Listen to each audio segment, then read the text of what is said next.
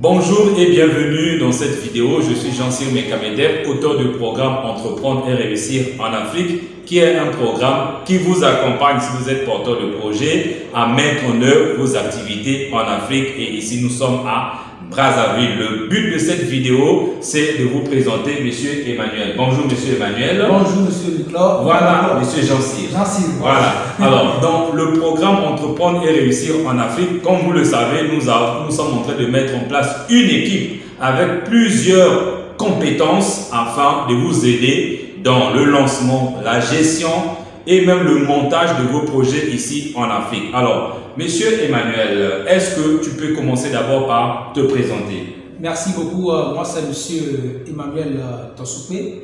Je vis au Congo, Brazzaville. D'accord. Tu es Emmanuel, tu vis au Congo, Brazzaville, mais le nom, ton nom là, c'est pas un nom congolais. Oui, effectivement, vous savez, aujourd'hui, dans le cadre de la mondialisation, on n'est plus obligé de rester quelque part. Si on peut aller défendre ses compétences ailleurs, et si on est sûr de soi, je pense qu'on peut aller partout où il y a besoin.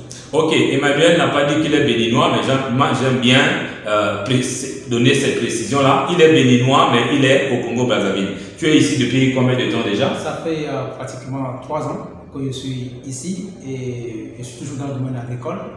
Et c'est un peu ça. Alors, comment tu es venu ici? Par invitation, toi-même, par curiosité et ainsi de suite? Alors, d'abord, j'ai reçu une invitation d'une personnalité et qui a voulu que je travaille avec lui parce qu'il a vu une de mes publications sur les réseaux sociaux, ce qui l'avait intéressé et puis il m'a contacté. Donc, en discussion, il m'a fait savoir que non, il a une activité agricole ici au Congo-Brazzaville et que est-ce que j'aimerais venir travailler avec lui, et j'ai douté et après dit ok, vas-y et lance-toi un défi. Donc c'est un peu ça. Ok, donc depuis 3 ans tu es en train de gérer une activité avicole précisément. Tu es en train de gérer une activité avicole. Alors tu as certainement des compétences que tu as acquises à l'école, par l'expérience. Dis-nous, ça fait déjà combien d'années que tu es dans la gestion des activités avicoles? Donc quand je dis activité avicole, tu fais l'élevage des poulets de chair, si je comprends bien, l'élevage des poules pondeuses et même l'élevage des porcs. Voilà. Quelle est ton expérience depuis par exemple le Togo? Tu es togolais. Voilà. Voilà. Depuis le Togo, tu avais commencé à travailler là-dessus et ici tu es toujours dans la... Ça fait combien de temps à peu près en termes d'expérience? Ça fait en moyenne 6 ans. Ça fait 6 ans. 6 ans que j'ai commencé et c'est vrai que je vais travailler sur les petits ruminants. C'était mon terme de soutenance en fin parcours licence en agronomie où j'ai fait la production animale. Donc après ça, il y a eu beaucoup de choses. J'ai travaillé sur des projets d'entraide, de conseils appui dans les villages, au Togo et au Bénin aussi. Et donc à la suite, j'ai fait le voyage. D'accord. Alors, ceux qui nous écoutent aujourd'hui ont un vrai besoin. Eux, ils veulent, généralement, ce sont des Congolais de la diaspora, peut-être pas seulement les Congolais, les Africains de la diaspora. Leur vrai besoin, c'est de trouver les gens localement qui sont efficaces, qui connaissent le métier et qui peuvent les accompagner. Et c'est pour cette raison que nous, on a créé le programme Entreprendre et réussir en Afrique, parce qu'on a identifié ce besoin. Et aujourd'hui, tu as accepté, merci, de travailler à côté de nous aussi dans ce programme-là par rapport à tes disponibilités. Qu'est-ce que tu es prêt à faire pour un porteur de projet qui a besoin d'un technicien sur le terrain? Vous savez, aujourd'hui, beaucoup sont intéressés par tout ce qui est agriculture. Parce qu'aujourd'hui, avec l'Internet, on voit des élevages intensifs en Europe, on voit des bâtiments qui sont kilométriques et on voit que non, c'est une activité qui sera hyper rentable. Oui, par calcul, c'est rentable. Théoriquement, c'est rentable. Mais sur le terrain, et M. Jean-Cyr, permettez-moi de vous dire que c'est une autre chose. là, il vous faut vraiment des gens qui ont une vision de la chose, une conception de la chose.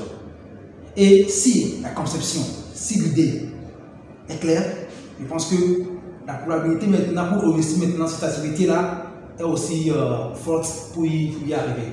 Donc aujourd'hui, sur le plan pratique, je peux vous assurer que, et d'abord, je suis là, je peux accompagner tout le monde, surtout au niveau de la conception du projet, parce que les gens ont des projets, mais ils ont une idée vague de la chose. Mais moi maintenant, c'est maintenant vous apporter maintenant une lumière maintenant sur ce que vous voulez entreprendre. Vous éclaircir concrètement ce que vous voulez faire. Et maintenant, vous mettre maintenant sur la pratique. Et surtout, c'est par rapport également aux moyens que le projet se fait. Pas que c'est ce que vous avez vu sur le net ou bien quelque part, qu'on va plaquer.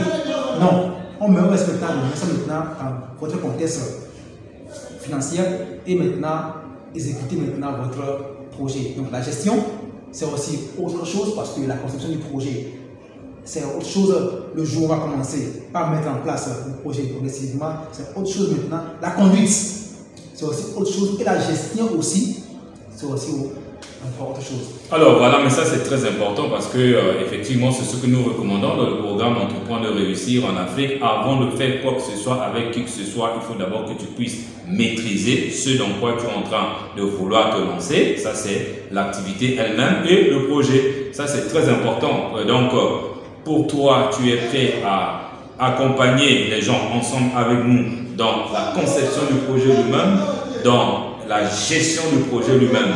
Voilà, et ça c'est vital. Mais non, lorsque nous discutions, je crois hier ou avant-hier, il y avait encore un autre aspect, d'ailleurs que tu mets désormais en avant de parler conception, gestion de projet. C'est quoi? Tu as un nouveau concept là, c'est quoi?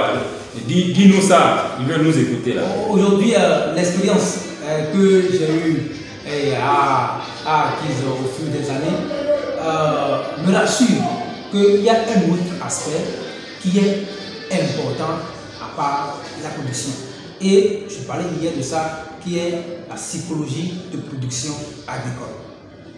La psychologie de la production agricole. C'est un concept aujourd'hui que je mets en avant. Et toute personne qui me contacte, c'est d'abord l'élément à partir duquel on commence la discussion. Pourquoi? J'ai un projet dans ma tête, le projet va réussir, ce qui est normal, parce que c'est vrai que quand je conçois le projet, je ne vais pas encore commencer le projet. Donc du coup, tout ce que je vois, j'imagine, c'est vrai. Mais quand on va commencer maintenant le projet, quand on va commencer par rencontrer les difficultés, quand on va commencer par sentir peut-être l'échec arriver, si le promoteur n'a pas le sang-froid, si le promoteur ne comprend pas, n'a pas la bonne attitude, voilà, pour résister ouais, face à la situation, ouais, je pense qu'il va fuir l'activité et il ne va plus même avoir envie de sentir même l'odeur même des poulets ou bien même de l'activité qu'il a concevoir.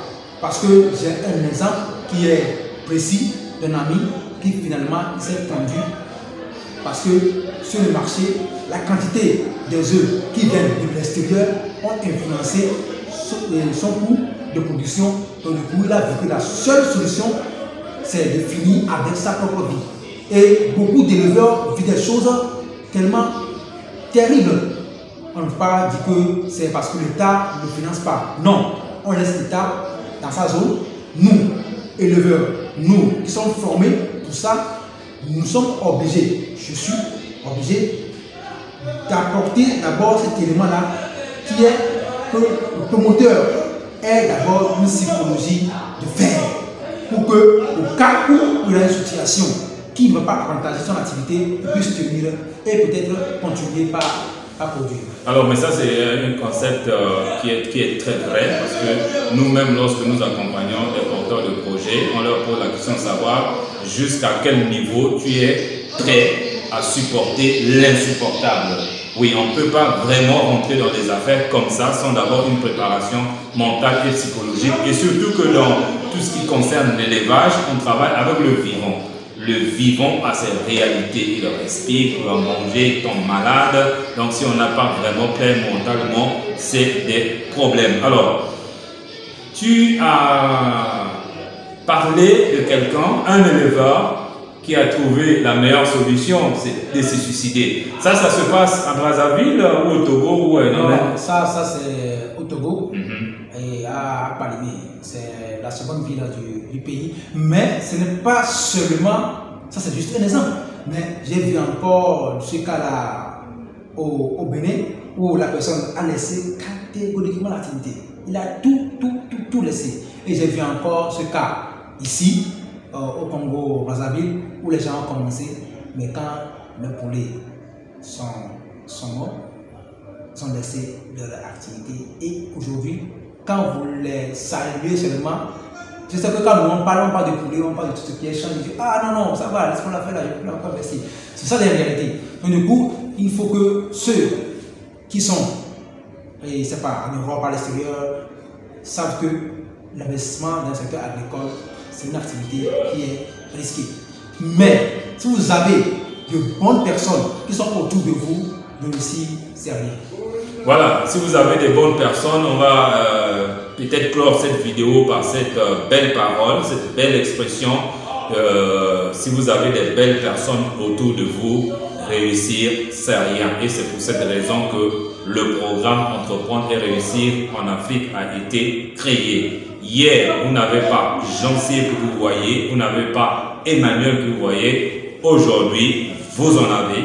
Vous n'avez plus d'excuses. Nous sommes prêts à vous appuyer mentalement, psychologiquement, techniquement. Et vous aussi, si vous avez des moyens appropriés pour relancer et dans votre formation et dans la production, alors là, on peut dire que nous allons faire face à tout ce qui est devant nous comme réalité. Donc, moi, ça m'a fait plaisir le fait que nous avons désormais Emmanuel qui intègre l'équipe Entreprendre et réussir en Afrique. C'est vrai qu'il n'a pas tout le temps matériel pour intervenir, mais dans les cas où nous pouvons trouver des brèches dans son emploi du temps, nous pouvons tout le temps le faire intervenir. Je pense que tu es d'accord avec moi sur ce point. Effectivement. Ok, alors est-ce que tu as un dernier mot à l'endroit de nos web auditeurs? Et je pense qu'aujourd'hui, la production agricole en Afrique est une nécessité. Ça fait encore très mal si nous voyons le potentiel qu'a l'Afrique aujourd'hui en termes de production agricole. J'invite tous nos frères qui sont à l'étranger, ceux qui sont ici au pays et qui ont la passion et ils ont les moyens d'investir. Et en investissant, ce n'est pas comme avant, on nourrit que la population, mais on peut également en faire une activité rentable. Merci beaucoup Emmanuel. Sur ce, je vous dis merci et n'oubliez pas surtout de vous abonner sur cette chaîne YouTube en allant cliquer sur le bouton s'abonner en bas de cette vidéo. Allez prendre la formation, c'est déjà disponible. Allez dans la description de la vidéo, cliquez sur le lien. Tout de suite, ça vous amène sur la page là où vous avez tous les détails. Sur ce, je vous dis merci et à bientôt. À bientôt. Merci beaucoup.